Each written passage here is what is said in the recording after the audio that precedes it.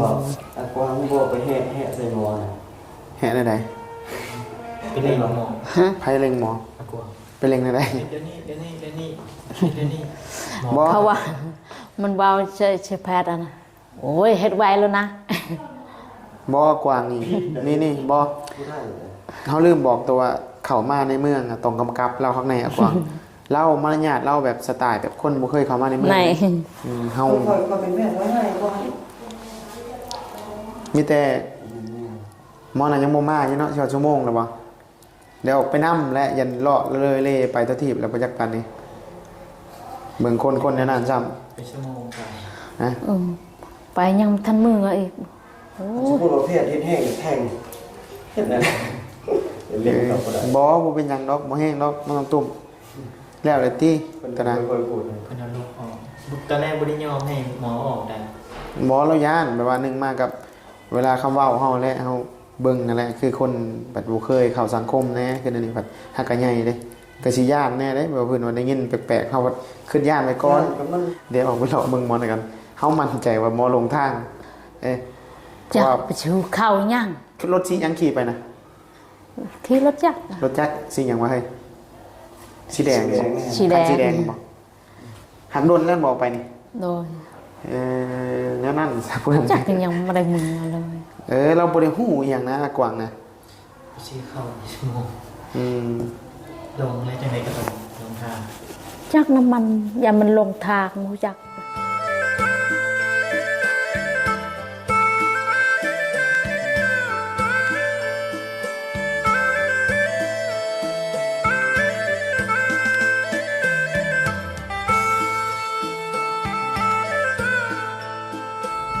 กราบสบายดีเด้อพี่น้องเบิดสุขุสุคนเนาะตอนนี้กำลังสิไป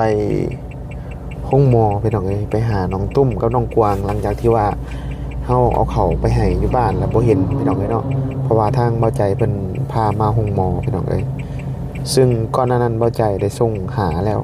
มิลลี่คือว่าแบบมากวดได้ซื้อแล้วก็สิพาน้องกลับนะแต่พอดีบางหันนี่ได้คุยกับเพิ่นพอดีน้องตุ้มนะโฮบออกบ่เบิดพี่น้องเอ้ยโฮบออกบ่เบิดแหละบัดนี้แหละมันอาจจะมีปัญหาเนาะแกน้องตุ้มเพิ่นว่าซึ่งคันบ่ออกน่ะอาจจะเสียชีวิตได้ซึ่งเห็นบ่ใจเพิ่นวาจั่งซั่นพี่น้องเอ้ยเนาะพอดีบิลลี่ก็เลยสิตามเขาไปหาน้องอยู่ห้องหมอเนาะซึ่งน้องตุ้มให้บ่ใจเพิ่นว่าให้น้องตุ้มเราเป็นคนขี้ย้านเพราะว่าเราเป็นคนที่แบบว่าย้านนะมีหยังก็แบบบ่อยากให้รับรู้นะพี่น้องเอ้ยเนาะคือเรื่องลูกเราเสียมื้อนั้นบิลลี่ก็พยายามออมกับพ่อกับแม่เราเว้าค่อยๆเด้อพี่น้องคือเดี๋ยวนี้พี่น้องเอ้ยอยู่ช่องไหนเนาะไปทางพุ่นบ่วะมึงจอดรถอยู่ทางพุ่นก่อนพี่น้องเอ้ยเนาะเดี๋ยวหาบอลจอดรถกันจอดนี่ซะพี่น้องเอ้ยเนาะรถพอใจก็จอดอยู่เนาะเดี๋ยวบิลลี่ขอเอาอนุญาตเอาเครื่องไว้ในรถก่อนเด้อพี่น้องเนาะจักหน่อยนึงมักกะโพดพี่น้องไอ้ไว้ปิ้งกินเนาะชีกินน้ำอากาศหนาวๆนี่พี่น้องเอ้ยบ่สบายเนี่ยนิดนึงบังเด้อปลากระป๋องนั่นแหละพี่น้องเอ้ยสิได้เอาเข้าไว้ทางในปลากระป๋องกับเครื่องนี่เนาะปึ๊บนี่แหละไข่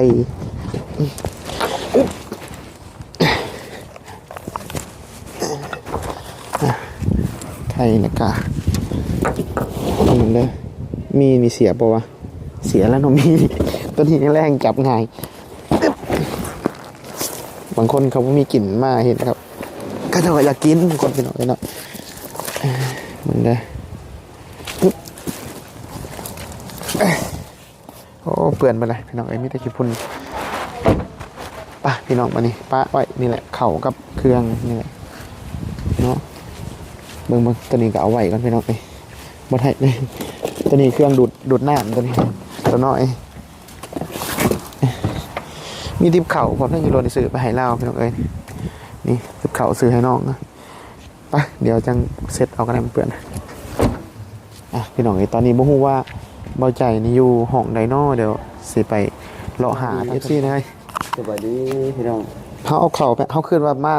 กวดหน้อยหนึงแต่คิดว่าจะออกเมื่อ แต่เขาบอกโตพุ่นละ แม่นบ่ เมื่อนี้บ่ฟิลลี่ อ๋อสบายดีพี่น้องเป็นได้เลยสรุปแล้ว สรุปแล้วนะ ทางพี่กันนะ มันตกข้างในอันนั้นเว้ยมันตกข้างในอันมดลูก เออ ในมด บัด ลู นี้ กแล้ววันนี้เลือดมันไหลเอาตลอดแล้วเลือดเราเหลือ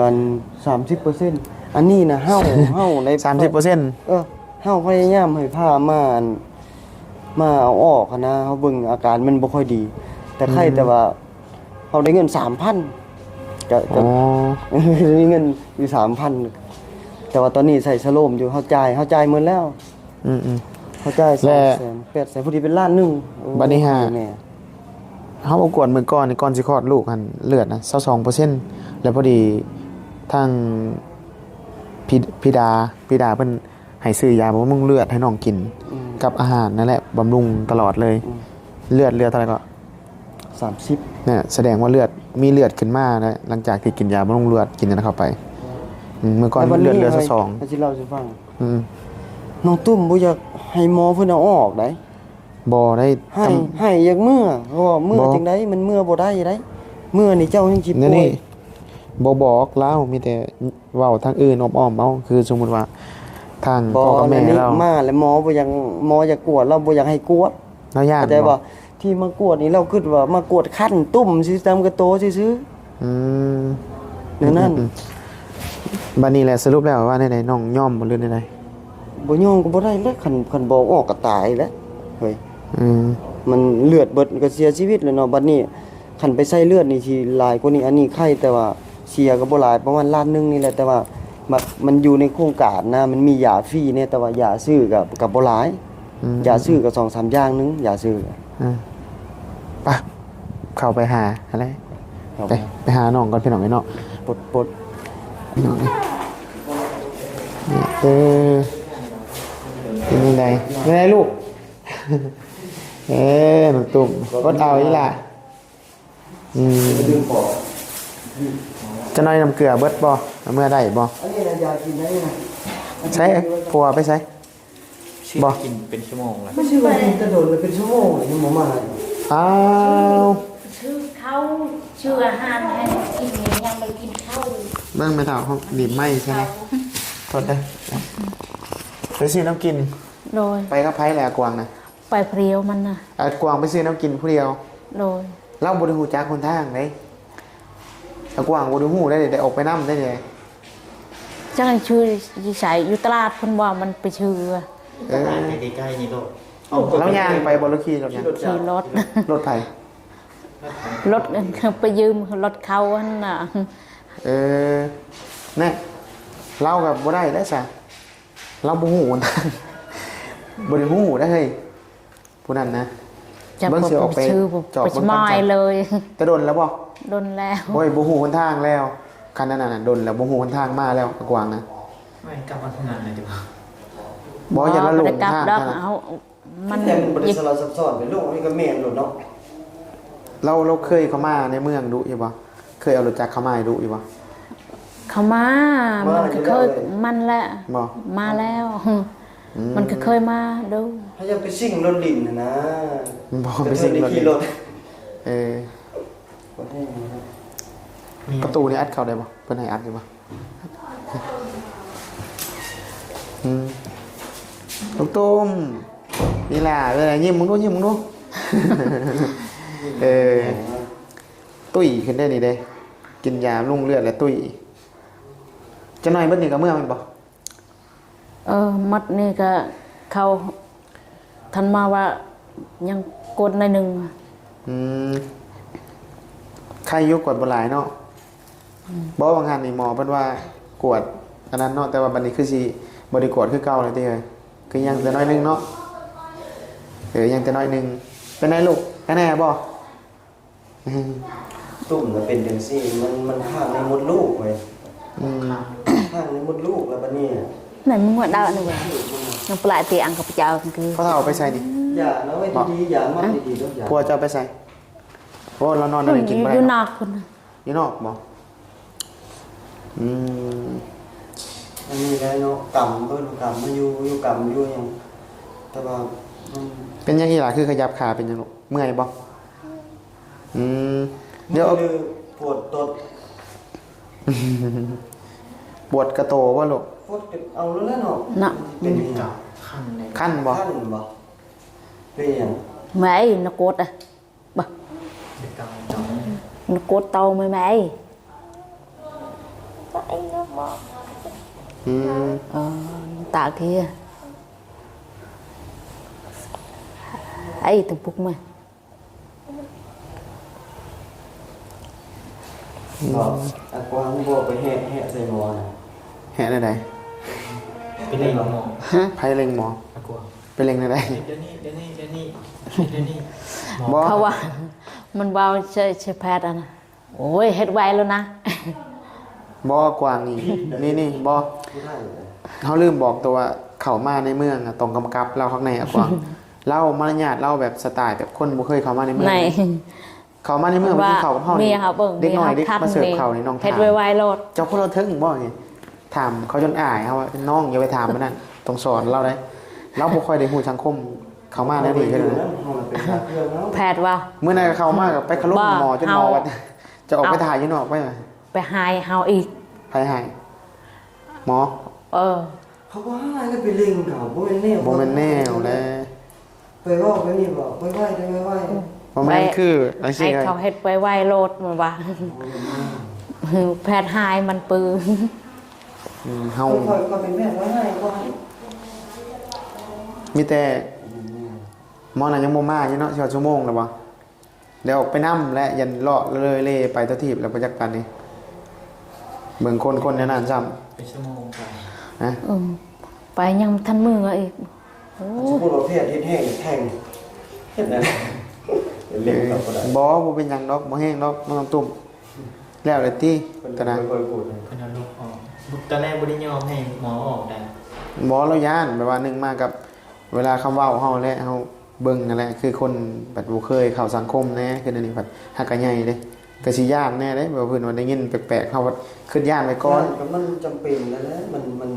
ฮอดแล้วเด้ บ่เอาลูกจะหน่อยก็เมื่อแล้วเด้อแล้วเด้อนี่แหละเบิ่นนี่ก็เมื่อนี่บ่เอาเด้อจะอยากกินหยังบ่ฮะอยากกินหยังอยู่บ่ลูกเบิ่งคือหันใจคือสิเมื่อย ว่าอย่างรอต่อจ้า เบิ่งพี่น้อยเบิ่งสีหน้าน้องก็สิเมื่อยๆนั่น เอา น่ะ ซื้อใหม่จะได้สิมันก็ได้ นั่นบ่เพราะเราเดี๋ยวเบิดนี่ก็เมื่อฮอดเฮือนก็เตะพัวได้สบายได้ไม่แห้งแล้วบัดนี้ มีแฮงให้นะมัน มันคิดฮอดหมอบ่ดี มันเมื่อย เบิ่งค่อยเดี๋ยวออกไปเลาะเบิ่งหมอหน่อยกันเฮามั่นใจว่าหมอลงทางเอ๊ะ จะ ว่า ไปชูเข้ายัง รถสีหยังขี่ไปนะ ขี่รถจักร รถจักรสีหยังวะเฮ้ยสีแดง สีแดง สีแดงบ่หันโดนแล้วบอกไปนี่ โดน แล้วนั่นซะเพิ่น จักรยังไม่ได้มือเลย เราบ่ได้ฮู้อีหยังนะอากวางนะ ไปชื่อเข้าชั่วโมง อืม ลงเลยจังไดก็ต้องลงทาง จักน้ำมันอย่ามันลงทางมูจัก ไหนครับอยู่ เงินค่ายงค่ายาพ่ออยู่เว้ยคันบ่พอกันน้ำเฮายังพอมีแน่อยู่ตื่มจากกันคันบ่พอ มึงว่าเนี่ยมีเงิน1,000นึง บ่ เฮาว่าสิพาน้องหาหมอน่ะ เออ ก็เฮาก็ บ่ทัน ทันบ่พอเฮาก็สิหามาใส่ เด้ เด็กๆนั่นกระเทินเลย มาแล้ว มันมาแล้วคน เห็นไหมน้องเอ้ยมาแล้วไปซื้ออหย่างเด้ของเพิ่นกำลังสิออกไปนำได้นี่น้องเอ้ยกำลังสิออกไปนำเพิ่นอ้ายประมาณสิมืดๆพุ่นแหละ โอ้รับต่อโมงเลย ท่านหมอเขามาวันละกว่ามันใครกัน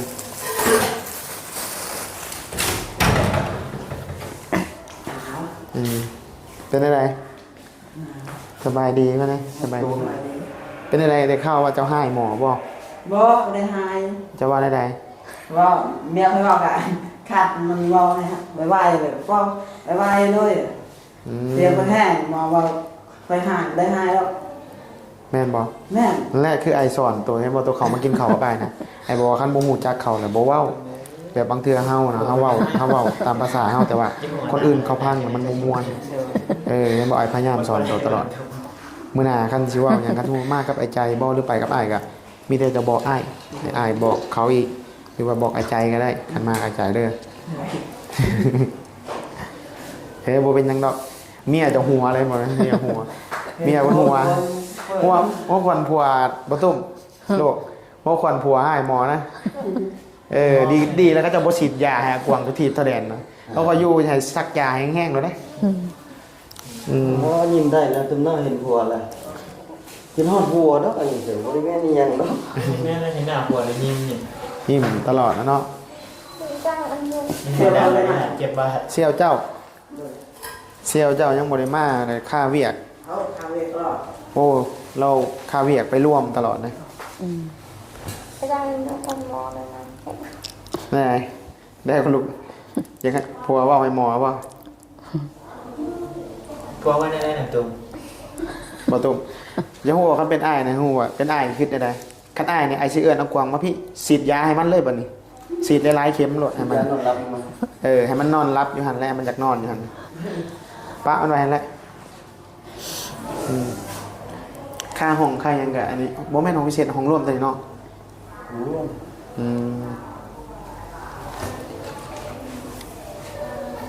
ตอนค่ำและได้ยังแน่แนวกินซื้อมาอะกวางซื้อปลากับอีหยัง ข้าวหน้ามันสำเร็จแล้วมีกัน มายืนพี่ลูกโตนะ ซื้อปลากับข้าวน้ เข่าปลานี่ปิ้งปลาบ่ ำบ่ปลาน้ำเสนะ ปิ้งชุกบ่ สุก อย่าว่าซื้อปลาดิบมาเพื่อให้จะได้กินบ่ปลากระป๋องนี่รถมีอยู่ไอไปซื้อมาเมื่อเช้านี่ ยังลายอยู่เด้ว่าสิเอาไปให้ที่โตนะพอดีมาบ่เห็นพี่น้องคิดว่าบ่ใจแบบพาน้องมากวดลืมถามเห็นว่าบ่ใจพามากวดบัดนี้มันคือสิยาวอะไรพี่น้องอยู่นี่ก็เบิดน้ำเกลือพุ่นแหละคือสิได้จังออกเมืองง่ายไปได้กวางนาวก็คือว่าเจ้าลงทางนี่กำลังจะออกไปนำได้นี่จื้อบ่ทางไป บ่จริง อ้าวบ่จื้อไปลงทางอยู่ใช่จ้ะเจ้าไปลงทางอยู่ใช่ ยุ่น ลงอยู่พุ่นหาทางเข้าบ่เห็นบ่ ไม่เคยเลย ไปฮอดใช่เลยไปฮอดตะติดตะแดนเลยบ่ แม่น แล้วได้ขึ้นมาถึกถามเขาว่าเฮ็ดจังได๋เฮ็ดจังได๋ขึ้นมาองค์หมอถึกถามเขาบ่ ทำแล้ว โ บ่ท มโหทางานนี้เนาะเขาเอาเลยเอาอ่านบางคนบ่ผิดหล่น ำบ่เคยไป เคยมาแต่แถวแบบมาน้ำมูนะเฮ้ยสไตล์แบบซ่อนทั้งหลังบ่คือคนขับได้คันขับนี่อีกแบบนึงคันซ่อนทั้งหลังนี่บ่อยากจื้อนะแล้วหมอให้กินยังแน่ใจเนี่ยเอาตุ่มนี่ กินเยอะวะ เฮาเฮาบ่ได้ซื้อหยังให้น้องเลยระหว่างมื้อ2มื้อนี่เฮาเงิน1,100เฮาอยากมันบ่พอเราอยากพาน้องมาหาหมอนะเห็นบ่เฮาครับเพราะความพาตัวนะก็เจอบ่ ของเฮากับมีแต่เพิ่นให้ซื้อกันแนวกินนั่นแหละแต่ว่าคันบ่พอสำใดสำนึงก็พอมีก็ออกช่วยกันบ่ยากดอกตอนนั้น แต่ว่าอันนี้น่ะพอแล้ว พอแล้วบ่ ให้แต่เพิ่นเพิ่มอีกพอดีเป็น 2,000 นะ บ่ ถ้ามี1,100จะเฮิงแล้วได้เพิ่นว่าให้ซื้อนั่นซื้อนี่เฮาน่ะโจ๊กก้อนเฮานี่อยากพาน้อง หมอนี่คิดฮอดผัวนี่ผัวย่างออกไปหน้าบูดโลดนะแม่นเลยเคยเบิ่งนี่เรื่องต้องไปคนมองเลย แต่ตายหมอคือจะหัวผัวว่าไปหัวหมอ มันหัวพัวมันเว้าทันหมอหั่นมันเว้าละดังๆโลด เอาดังๆโลดคันคอยนี่ก็สิคอยว่ามาพี่สิยาระงับให้ก่อน บ่เขาบ่ฮู้นิสัยผู้นี้เขาคิดว่าหมอห้านี่นะหมอบ่ดังนะเป็นไปบ่ได้คิดนะ บ่คือธรรมดาก็เชื่อว่าคนเฮาบ่เคยเข้าในเมืองสู่สังคมใหญ่เลยเรื่องการเว้ากันจา คนที่เขาบ่ฮู้จักได้บาด เจ้าสังเกตรถเขาเว้ากันกับหมู่เขานะเขาสิเว้าแบบเว้าแข็งๆใส่กันนะเจ้าสังเกตรถแต่ว่ามาอยู่นำเฮาสอนหลายอย่างแล้วก็ตัวก็สอนนำมันก็เปลี่ยนในคำเว้าคำจาบ่บอกนี่ก็บ่ฮู้เลยเด้คืออันนี้แค่นี้อันนี้บ่ค่อยปากมีแต่ยิ้มพวกนี้คือแม่เลยนิสัยคือพวกนี้มีแต่ยิ้มอย่างเดียวให้หัวเก่งให้หน่อยตอนนี้ โอ้หายผู้กัดแขวผู้เลยสิกัดฮอดคอผู้เลยเนาะตุ่มเนาะ ให้เป็นได น้อยๆนี่หายไปบัดเฮาเมื่อละหายได้หายผัวได้ ให้ผัวเขาเบิ่งคนเนาะเพิ่นเบิ่ง จะได้ไม่ยิ้ม ผัวแล้วใครจะผัวคนบ่อ่อน มันจะให้เก่งคือแม่หรอ บ่แม่เพิ่นบ่ค่อยหายนี่เงียบ ไม่ฟาดบัดเดียวแล้วเนาะ มันตุ่มนี่โอ้ให้เป็นเบิ่งคนเขาหมู่ อืม แบบอยากให้แล้วกัดแขนใส่พ่อบ่แม่นอยากให้เนี่ยดอกน้องตุ้มอยากให้ผัวนึงว่าผัวบ่รู้ฮู้จักหยังไงนะแล้วมึนไปพิษเฮ็ดนั่นก็พิษเฮ็ดนี่ก็พิษเฮ็ดนั่นก็ ก็หมายแบบว่า มึน มองแบบว่า ยังเด็กน้อยอยู่นะ ยังบ่ฮู้หน้าฮู้หลังนะ จะ20ปีได้นะ หายก็ถือข้อมอนี่ได้บ่นี่หายเด้ถือข้อมอนี่อีก คนนั้นเฮ็ดพิษถือตลอดนะ มอนี่สิเป็นผู้ใหญ่กว่าอีกครับมาอืม โมโหห บ่ ยัง ต้อง นะ กินเอาได้บ่มันจังเบิดไว้นี่ได้บ่กินเอาได้บ่ถามหมอเบิ่งเนาะให้กวางไปถามหมอเบิ่งก่อนเนาะกินได้บ่กินนี่เบิดไว้ได้นี่ ท่านเจ้าแห่กวางใช้แทนจน คือรู้สึกว่ากระโตรู้สึกว่าติดตุ้ยขึ้นมาว่ะ ออกนอกก่อนเดี๋ยวเบิ่งมันไว้ให้มันตุ่มก่อน คือรู้สึกว่าติดตุ้ยขึ้นมา ยังตลาดแรงยัง8-9 โมงมันใช่เฮ้ยตลาดแรงมัน8-9 โมงปิดเพิ่นให้กินยังไงเพิ่นให้กินยังไง มันก็กินได้หมดตัวใดที่บ่คิวคันคิวคันเหม็นเลยกินบ่ได้เป็นพิษอ่ะคันเฮาดมเบิ่งก็ฮู้ว่ามันหอม กินบ่ได้เนาะ คันหอมเลยกินได้แต่คิวกินบ่ได้คันเหม็นก็กินบ่ได้ อย่าว่าคลั่มข้าวคลั่มน้ำกินได้แต่กุ้งกับปลาหมึก กินได้ปึ้งกุ้งกับปลาหมึกกับปลาแซลมอน มันก็ได้คันล่างนี่อย่างนั้นจริงๆนะ ไม่หรอ จริงๆนี่เรื่องอยู่กรรมนี่อยู่ก็ได้บ่อยู่ก็ได้มันก็บ่ได้เป็นหยังเฮาใส่ยาแล้วก็แล้ว อืม รักษาบาดแผลมันดี แม่นเนาะแม่เฒ่านี่มานํกันบ่ได้ขี่รถมาต่างหาก มันเฮา อืม ไข้แต่ยังนี่เลยไข้แต่เฮาให้เขาเอาสัมมโนก่อนถ้าบ่มีสัมมโนเสียงมันหลายมันอยู่นอกโครงการบ่ได้คันคนมีสัมมโนแหละเป็นประชาชนได้ อากวางนี่เขายันบ่มีสัมมโนครัวซ้ำอากวางนะ ไข้ที่มีสัมมโนครัว ผู้นี้หันมี มาเลเซียบ่หลาย แม่เราอยู่ในเมืองนี่ ไข้คันบ่มีสัมมโนครัว 3,000 นั้นบ่พอ บ่ว่าบ่ มันได้ซื้อทุกอย่างอันนี้ยาฟรีบ่กะหลายเฮ้ย เพิ่นมีสวัสดิการให้เนาะ ยาฟรีบ่กะหลาย แต่ว่ายาที่ซื้อก็2-3 อันก็แบบว่ายามันหมดในข้างอะนะแล้วไปซื้อยาอยู่นอกอยู่ห้านนอกมาใส่ซื่อ อืม ๆก็2-3อย่างก็บ่แพงประมาณแสนวันนึงอะนะอันนั้นซื่อๆคันไปซื้อยาหมดนั้นถ้าเบิ่ง มีแต่ว่าคันเบิดอันนี้แหละเพิ่นปลดออกให้แล้วถือว่าเมื่อได้เลยเนาะ 9 โมงพุ่นล่ะ9 10 โมงพุ่น ให้ ล่ะ พุ่นแล้วเฮาก็อยู่นํกันนี่แหละบ่อยากดอกเฮาลบออกลบเข้านั่นแหละ เฮาบ่กินข้าวแต่เช้าเลย ตัวน่ะ คำหนึงยังบ่ได้กินเลยตอนนี้ ยังบ่ได้กินเลยไปแม่ออกไปหากินข้าวไหมแม่พาน้องออกไปหากินข้าวบ่อยู่ตลาดเย็นน่ะมันสิมีขายหลายอย่างอยู่แบบลูกชิ้นบ่หรือว่าพวกข้าวกล้องก็ยังไม่มีหลายอย่างอยู่ครับ เดี๋ยวค่อยเจ้าอย่างยังบ่ได้ค่อยซื้อคำให้ บ่บ่ได้ยาก บ่ได้ยากหยังเฮาก็คิดน้อยเดียวซื่อ บ่ถือบ่จ้า ๆ ตุ้มเดี๋ยวไอ้ออกไปนอกกันเดี๋ยวซื้อมังไม้มังตอกมาให้นะไอ้ไปหากินข้าวก็ยังบ่ได้กินข้าวตั้งแต่เช้าแต่ตื่นนอนยังบ่ได้กินจักคำเลย แล้วตุ้ยขึ้นแน่นี่กระโตตุ้ยขึ้นเนี่ยเขารู้สึกว่ากระโตตุ้ยขึ้นบ่เห็นมือสองมือซื่อๆนี่กระโตตุ้ยขึ้นอืม คันพัวออกไปแต่พูดแล้วเนาะ บ่ คันพัวมาแล้วพัวแอ๊กแบบ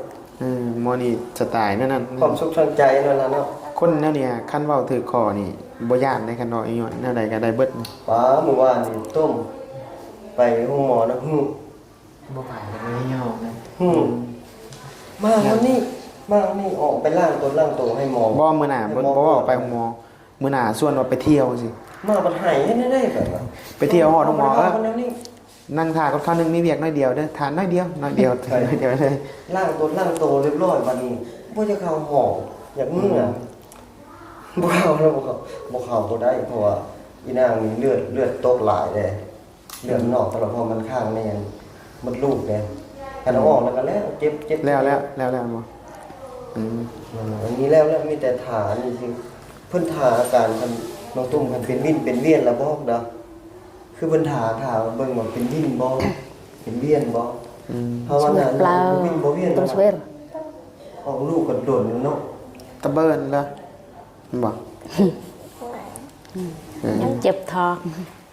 เจ็บไปแล้ว กิน เพิ่น มาเดียว ฮ้อน ละ เนาะ เช้ามื้อเย็นมาเดียวละเช้ากินยาตามที่หมอจัดให้ น่ะปอกแหละตุ้ม จู่ จูถ่า ก่อนแป๊บนึง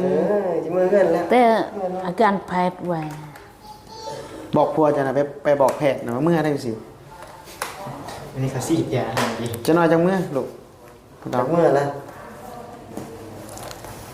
บอกว่าคันบอลนั่นก็เดี๋ยวสิไปขอนะให้ออกสลมเมื่อเบิ่งก่อนบ่ได้บ่เพิ่นอนุโลมให้ได้บ่เดี๋ยวเพิ่นกันพอไปยิงได้ไปซื้อมาไว้ต่อไอ้งานกินข้าวบ่นี่บ่กินข้าวเด้อข้าว ไปกินข้าวก่อน ไปไว้ยังนอกไม่เท่าเขาก็อยู่นี่พ่อเขาก็อยู่นี่ เอ้าตอนนั้นบ่แม่นหยังเสียก็เรียนอยู่นะเพราะว่ามันต้องได้จ่ายเงินจ่ายค่านะ นี่กองไม้ไหมนี่ของเจ้าปะ จ่ายเงินจ่ายค่า ให้ยังลูกสิถอดหัวออกบอกก็เห็นหัวเราแรกเยอะฮะขั้นพอดเอาลูกขั้นเอา มันคันหมดกระตนกระตัวมัน ขั้นมัดบ่พอได้อีกละพ่อว่ามือน่ะเท่าไหร่13 ปีเนาะ13กับ14เนาะพ่อว่าแล้วเอาผัวแต่น้อยโพดหน้าโตนะ น้อยเอเลียผัวนะเขาว่าในบ้านมันหน่อยก็มูว่าจักมันเอาผัวนี่แม่วะน้องนี่หน่อยก็มูแหละเขาว่าคอยไปแต่ละบอนนะพวกเห็นผู้ใดหน่อยสักพวกนี้หน่อยเอลีรอมันจับตีนสินแม่มัน เการถเกาแม่เจ้านั้นเจ้านี่ก็ขั้นบ่ลูกขั้นมาเท่านี้ขั้นบ่ขั้นมัด มันออกมันลายแล้วแดงหมดกระโตมัน อันนี้แค่แน่เนาะ คอยกับพอดี1มาข้าวเวียกนะ2มากับพอดีมอนี่แหละเซียวนี่แหละเขาไปเบิ่งแทนนี่เบิ่งแทนเห็นเพิ่นว่าแต่เมื่อวานนี่ว่าสิพาน้องตุ้มไปหาหมอก็เลยว่าคิดว่าเบาใจเขามาแทนเลยเขาก็เลยบ่ได้เข้าไปพอดีโทรหาประสานงานกับเพิ่นนั่นแหละแต่เพิ่นจะหน่อยเพิ่นจะถามมึงข้างหมออีก แบบคุณชอบพูด เดินวางมันเรา อยากกินยัง ตลังตึงนาวจิบเลิกนาไหว อยากกินยังลูก มันว่าเขาเป็นคันก็ไม่ได้ นี่ยันยายังเขาใช้นี่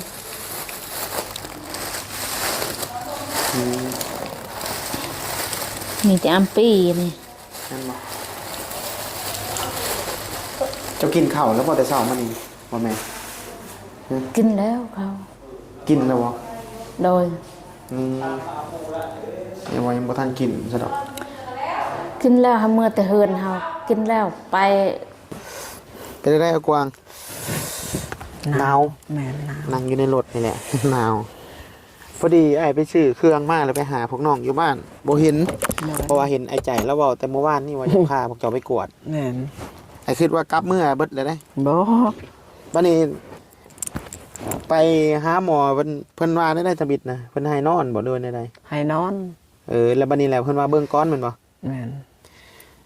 เอาแบบอ้ายเว้าจังซี่ซะคันเห็นเบาใจว่าใส่น้ำเกลือเบิดแล้วแหละบัดนี้แหละจังสิเมื่อได้หมอว่า แม่น เบิ่งอาการเมียเจ้าเนาะ เลยเมื่อได้อะ แล้วอ้ายน่ะมีความคิดความเห็นว่าจังซี่1มานี่เด้อเว้าเพิ่นว่าเรื่องน้องตุ้มกะเรายังบ่สบายเนาะ โดย มีแต่ว่าอ้ายอยากให้เฮ็ดนั่นนี่สมมุติว่าออกแต่ห้องหมอไปปุ๊บนี่บ่พาเมื่อเฮือนบ้านเจ้ามันไกล โดย 2มาหนทางมันยากมันกลึกลักบัดเข้าเมื่อพุ่นสมมุติว่าน้องตุ่มบ่สบายขึ้นมาอีกนี่ได้ลบออกมาอีกได้นี่ โดยกำลังและเนาะ ขมั่งและรถก็บ่มีอิหยังก็บ่มีเด้ แม่น มันไกลบัดนี้2มาเลยเพราะเพิ่นว่าเฮาไปพุ่นแล้วมันบ่มีคนเบิ่งมันไกลแฮงยันเป็นหยังมามันก็เอาบ่ทันและอ้ายอยากให้อยู่บ้านพ่อเฒ่านี่ใกล้ๆนี่บ้านพ่อเฒ่าเจ้านี่ ใกล้ นอนบ้านพ่อเฒ่าเนาะ แม่น มีหยังก็แล่นมาใกล้ๆนี่เด้บ้านพ่อเฒ่านี่สิไกลกว่าคันว่าเมียตัวไข้อิหยังไข้หมอยืนยันว่าไข้แล้วจังเมื่อนี่อ้ายไปซื้อเครื่องเป็นเครื่องชุดเจ้าแล้วนี่ฮะ โดย ติบเข่ามีไข่เข่าอยู่ทางหลังก็เป็นของโตเบิด จะไปแล้วอยู่เพิ่นค่อยบ่ไปบ่เห็นบ่ ไปแล้วบ่เห็นเพราะว่าไอ้คืนว่าพวกน้องหันกลับเมื่อแล้ว พอดีทางอันบ่ใจเพิ่นว่าติดกลับไปแต่ว่านี่ว่าสิพาพวกเจ้าไปกวดแต่ว่า มันเมา โอ้ เล โห ย ว่าไอ้คืนว่าพวกเจ้ากลับเมื่อแล้วนะ บ่บ่ได้มือ อันนี้เป็นเงินที่ว่าไอ้ซื้อเครื่องซื้อของแล้วมันเหลือเด้อ โดย มันเหลือแล้วพอดีน้องตัวนี้ให้น้องเก็บไว้เด้อเงินนี่400,000นี่แล้วก็เครื่องในรถนี่หาเดียวนกขอบใจดีๆดูคาซ่าคันเครื่องซุ้มนี่หาเดียวจังคนไปอาชิปะไว้ในรถอันนี้แหละบาทาเมื่อพุ่นแล้วจังเอาเมื่อ โดย บ่เสียหายนั่งอยู่น้ำอ้ายนี่แหละ โดย เมียเจ้าน่ะเล่าหันต้องเว้าค่อยๆกับเล่าสไตล์ยั่วน้ำ โดย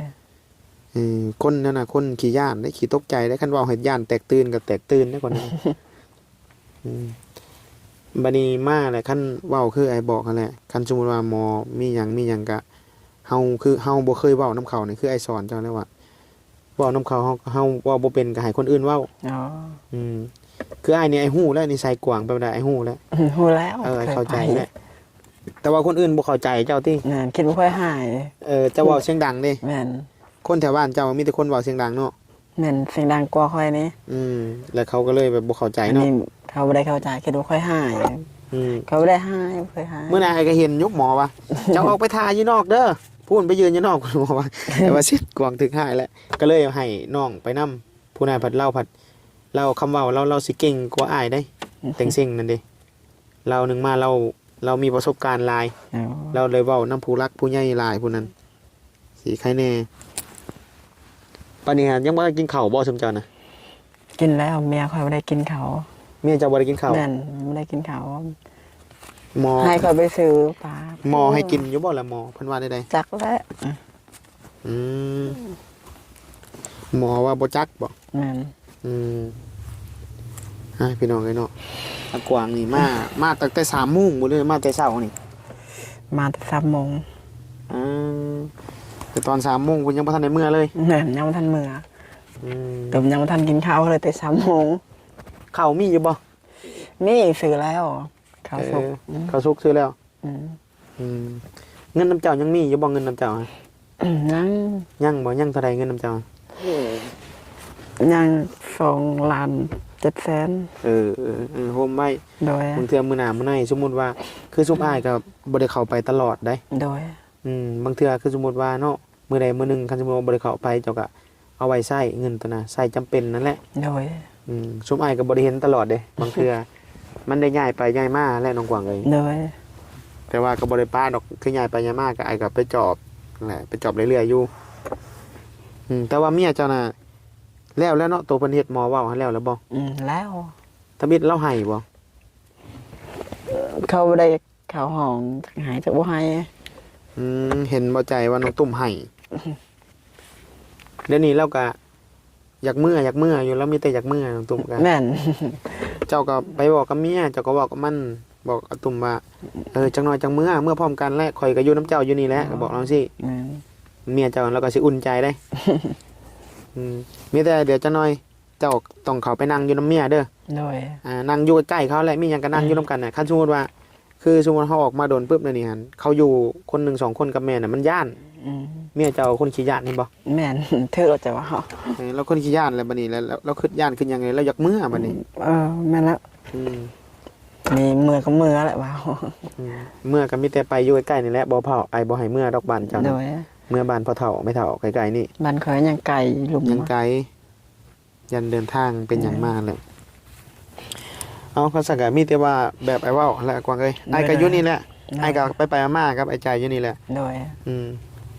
เพราะว่าไอ้ก็ยังเบิ่งคือเจ้าคือกันตะมิดน่ะคิดว่า